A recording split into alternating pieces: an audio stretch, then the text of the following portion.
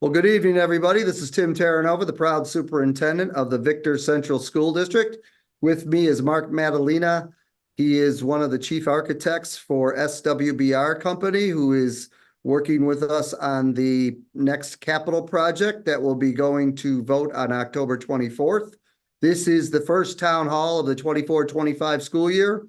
And as you know, we try to do these on a monthly basis, and typically I'll have students on and celebrate the amazing accomplishments of the kids throughout the year. We're going to continue to do that. But for our first capital project this month, for our first capital project, for our first town hall in the month of September, we are going to talk about the capital project. So we have a brief PowerPoint. We also have the opportunity, if you're watching live, to put questions in the comments. We will try to check the questions if anybody has any. But if you wait and watch this later when it's not live, you can still put comments and questions in there, and we'll try to answer any of the questions that end up in the Facebook account throughout the next few days, because it's very important that we try to answer the questions and be as transparent as possible. So we want to talk about a capital project that we believe this district has sorely needed for a long time. So I'm going to share the screen and let's see here. Put the PowerPoint up. Okay.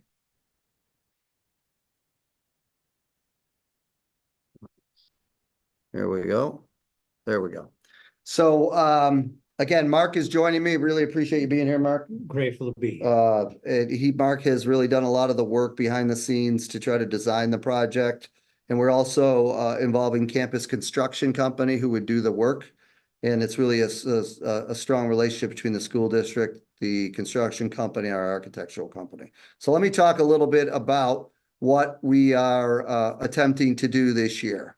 This is a picture from right around the 1930s of the famous Ladd Farm. Now, the Ladd Farm is where Mark and I are currently sitting, and it is the now Victor School campus, 166 acres. Back in 1938, a very forward-thinking Board of Education decided to bring this to a vote in the small community of Victor to buy 166 acres. Legend has it that this vote did not go over great in the community at the time. People were wondering why this vote occurred. Why do we need such large space for a small number of students? But ultimately, this turned into one of the best decisions ever made. And why is that? Because fast forward to 2024, we now have, instead of one building, the old VCS building that was the first building built on the farm after it was bought, to 8 buildings. And instead of having a couple hundred kids, we have over 5,000 people on campus every day in these 8 buildings.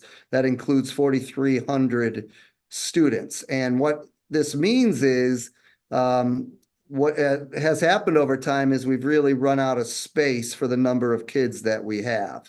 And certainly this is no negative impact or feedback on any previous boards of education or superintendents or leadership groups. They've done an amazing job since they purchased the farm by trying to keep up with the growth in this community. We've added over 500 students since in the past 15 years. And there's been at least, I think, 5 capital projects since 2007. And they've tried to, the school community's really tried to develop, as you can tell, the number of buildings and the size of the buildings as best they can, despite having very little revenue through the years. In fact, at one point, this district was the lowest per pupil expenditure of any district in New York State. So they did as best they can with the money we had to try to keep up with the facilities. But over time, especially with the increasing students in the last 15 years, it hasn't been enough. We need more space. So that's what we're going to talk about tonight. So basically, we have a capital project that's going to first and foremost focus on safety and security, as well as space needs. As I mentioned, in this case, over the past 25 years, VCS is one of the only districts around whose enrollment has increased significantly, and we've run out of space. Now, to be transparent, that enrollment is stabilized the last few years. and we continue to believe it'll be stabilized over the next 5 to 10 years. There could be some slight growth, but we're certainly not thinking we're going to lose any students. But even with that stabilization, because of the increase beforehand, it's really impacted our space. We not only require more space on campus, but we also need to renovate some of our existing space to support this learning. We're going to talk about that in a second. And like any school district, we need to make necessary and timely repairs so they don't become significantly more expensive later on. This leads to 4 themes within our capital project that we're proposing. One is safety and security, but again, this really encompasses all 4 themes. Building renovations and innovation, facility restorations and replacement, and restoration is a fancy word for repair, but we're supposed to use the word restoration, so it's really facility repairs and replacement, and then the additions based on enrollment and space needs, and those are specific to the intermediate building, the junior high, and the senior high. So I'm going to talk briefly about each of these themes along with Mark. Safety and security is significant across this project. Mark, if you want to talk for a second about the secure entrances and vestibules, that'd be great. Sure. I want to mention, currently both the ECS and the primary school have secure vestibules. We're going to improve that through window films and new PA systems, but building in addition to your academic space west of your current junior high and high school means that we cannot any longer access the main entrances. So we're going to have to move the main offices so that we can build a new location for those with secure vestibules as part of that. So they'll have secure vestibules, full lockdown hardware to guard against any life safety threats while maintaining really an atmosphere still conducive to learning and growing. From the secure vestibule, approved visitors can then enter the main entrance, main office, or teachers can just move on into the school directly. Which is very important towards safety overall. We're going to actually build our own security office. We hired, I believe, 6 security officers in the last 3 years. But right now we're kind of mixing and matching office space. So we really need a secure space for them to work from and also be accessible by everybody in the district. As Mark said, we're going to have improved window protection for the main entrances. That's really for people who are trying to break the glass or in the worst case scenario, shoot through the glass. It's not bulletproof, but it certainly enhances our protection around the main office and front entrances. We're going to upgrade the PA system and clock system to be much more coherent and congruent with one another to improve safety, especially in emergencies.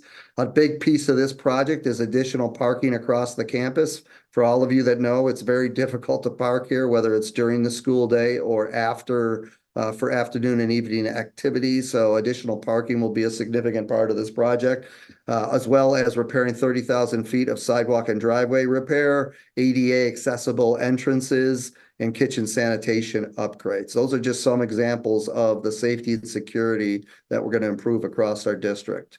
Also, building renovation and innovation. So this is where we take existing space and improve it to support learning.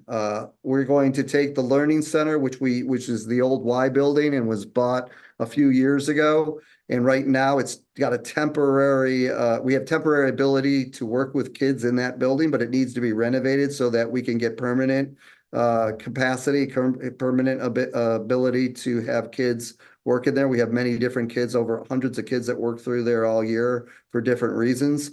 We're going to take the old bus garage, which is currently the operations center, and turn it into a career and technical education center. That will be focused on things like vocational auto, electrical and electrician work, welding and others, so that our kids don't have to go, at least in those areas, 40 minutes each way to Newark to take these types of courses. We'll still utilize BOCES, but this will help with some of the courses. We're going to air condition the cafeterias and the gymnasiums in all 5 buildings. Last year, we had to close school for 2 half days.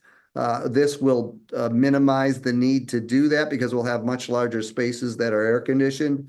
It also supports those types of areas, whether it's lunch or phys ed class, because those are really obviously some of the hottest areas in the schools. I wish we could air condition the entire district, but this is what we can do, and it's the large spaces.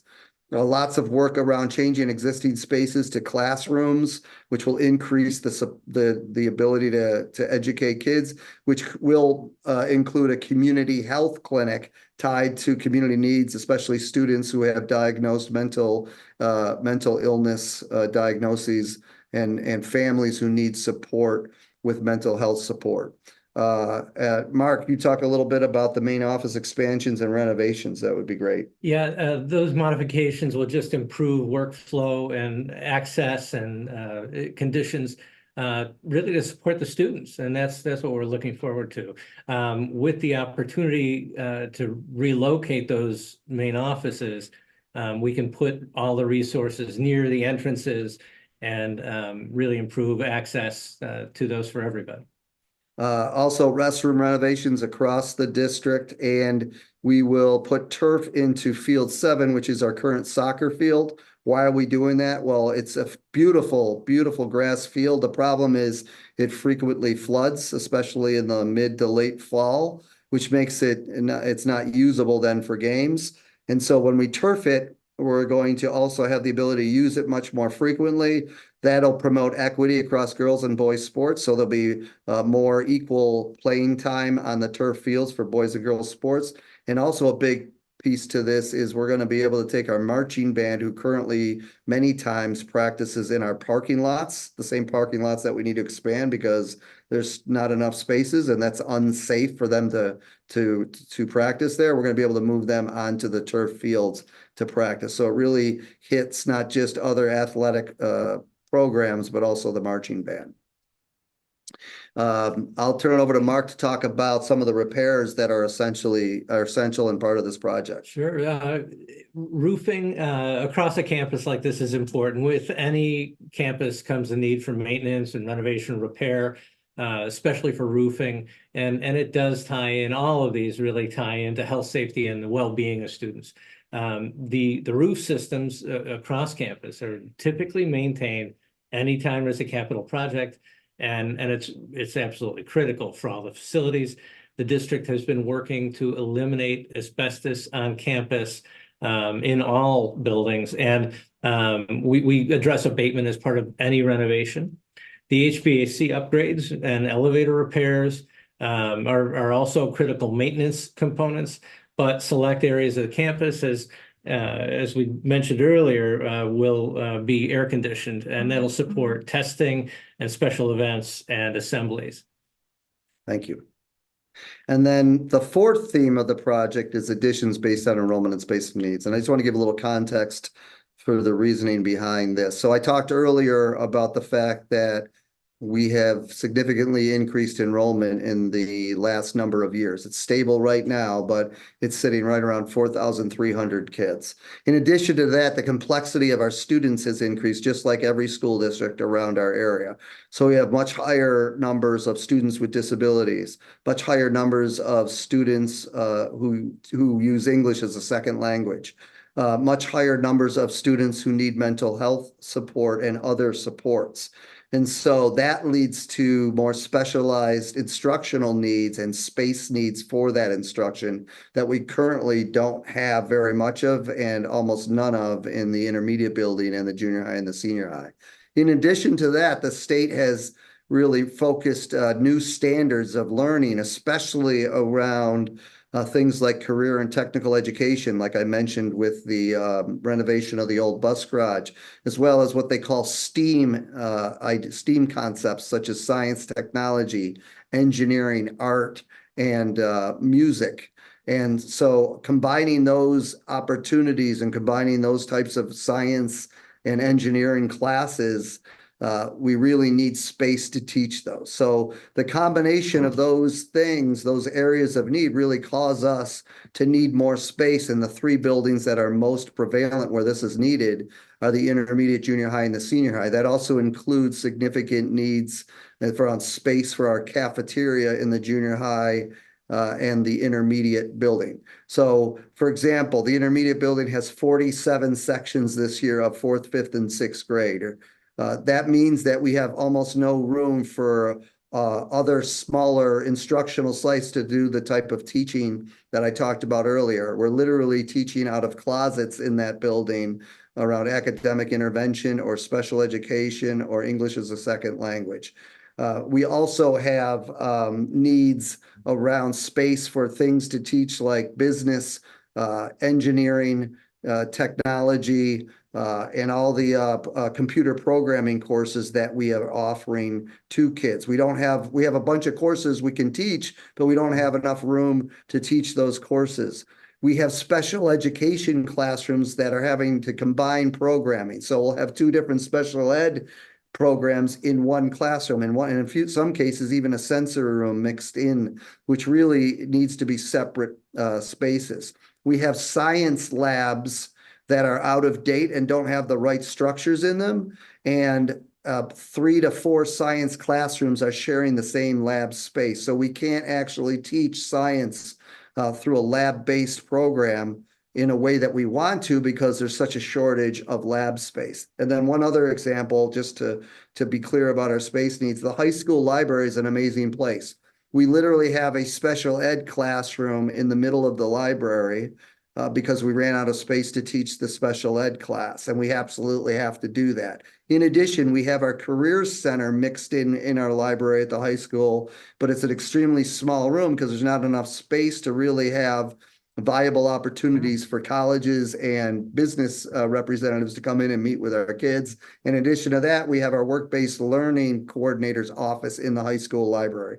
So in addition to the importance and need of space for those areas that I just said, including obviously special ed, we actually need more area for our high school library because it's such a critical part of our experience of teaching and learning. So because of all those reasons, we're adding upwards of 24 classrooms across the intermediate building. It's roughly 5 classrooms in the intermediate, and then 17 to 19 classrooms in the junior, senior high school.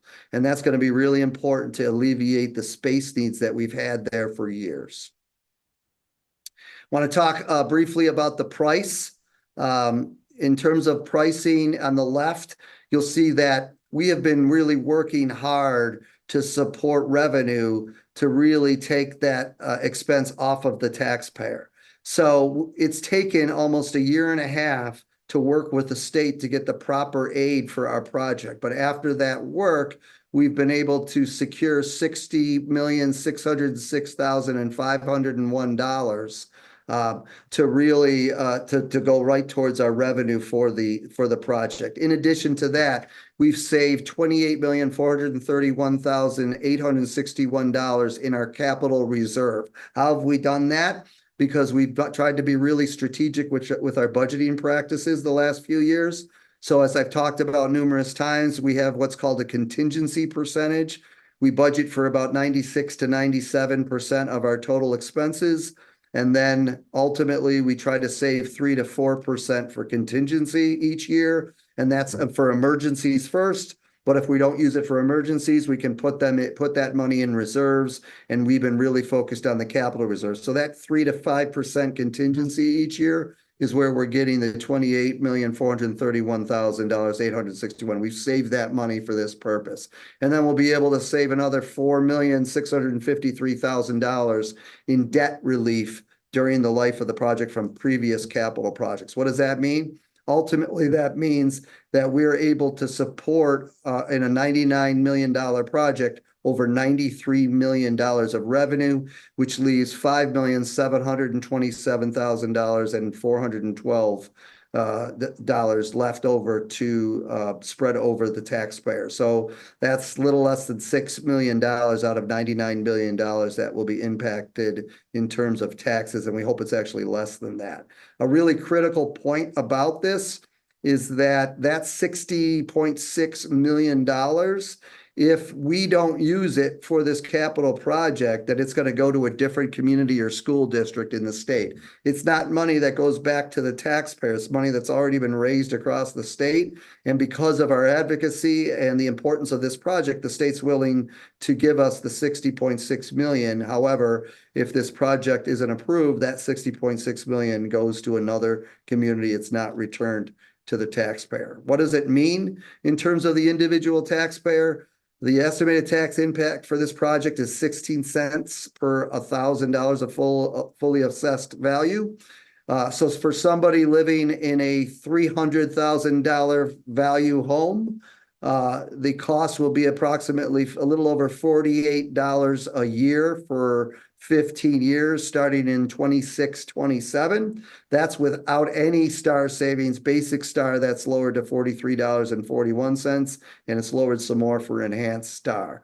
We also think that that's absolutely the most that it would be over 15 years each year, because we truly believe we're going to save some money through the building of the capital project, as well as some of the interest that we're going to generate on the money in the capital reserve that we currently have. So we're trying to be as transparent as possible. We've also built in contingency money needs for the project. So even though we believe the project will cost less than $99 million, we know about increasing inflation. So we built in cost increases, projected cost increases for that as well. Again, for a $300,000 home, that's $48.24 a year for roughly 15 years.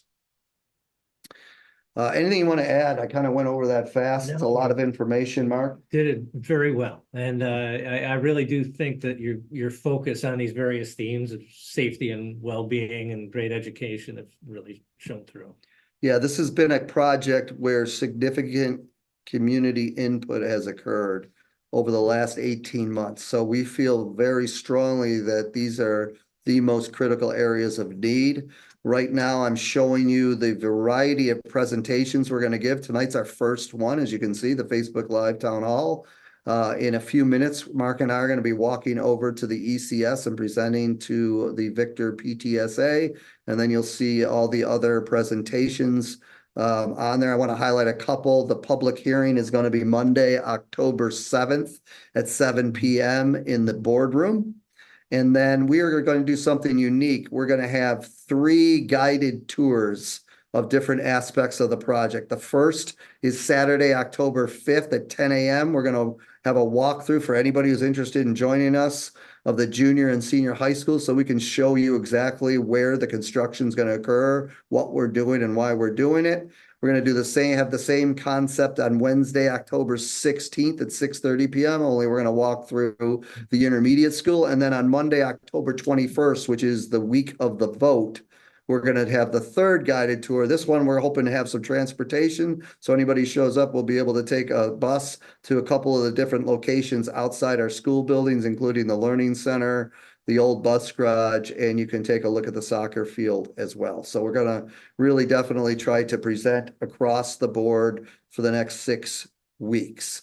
Most importantly, the vote is Thursday, October 24th from 12 p.m. to 8 p.m. And for the first time, I believe, ever, we are going to actually have the vote in the Victor Aquatic Center lobby. You can't miss our wonderful aquatic center. So you just go right in the main lobby, and that's where the vote is going to occur. And that is Thursday, October 24th from 12 to 8 p.m. Throughout this entire time, certainly if you're watching this now or watching it later, put some questions in the comments and we'll attempt to answer them. In addition, you can reach out to me anytime at terranovat victorschools.org. You should also be receiving a newsletter specific to the capital project, and that should be arriving in your mailboxes, packed full of information right around somewhere between October 1st and October 3rd. And you can go to our website at victorschools.org to find any information you want on the capital project. You just go to our website, click on Capital Project 2024, and we'll have all the presentations and the information in there as well. Again, you can reach out to me at terranovat@victorschools.org, and we'd love to hear your input. I'm just going to stop sharing the screen and appreciate the time, Mark. Anything else you want to add about the project? Anything I missed? No, I don't know if there were any questions. I don't know either. I'll take a quick check to see. I don't see any right now, but again, I think we'll have more people watching it as they Over have time time. over the next week or two. And attending these events. Yes, and a lot of events to attend. So this is our first town hall. Again, October, we're going to have kids on with me. Going to celebrate a lot of stuff going on in the district. Again, please reach out at any time, and we really appreciate you tuning in about our capital project. Have a great day and take care. Thank you.